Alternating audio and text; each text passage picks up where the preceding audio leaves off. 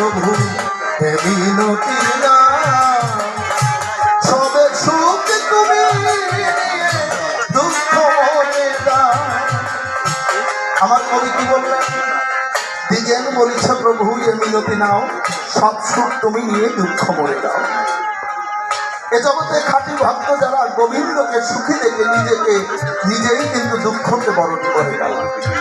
যেমন রাধারানী বলেছিল, বন্ধু তুমি আমায় বাসো বা না বাসো ভালো তাতে ক্ষতি নাই, আমি তোমায় বাসবো ভালো শুধু এই ভিক্ষা চাই। দেখেছেন কেমন ভক্ত? তাই আমার কবি গিয়ে উঠছেন, দিকে নেব লিখছে প্রভু এ মিনতি নাও, সবে সুখ তুমি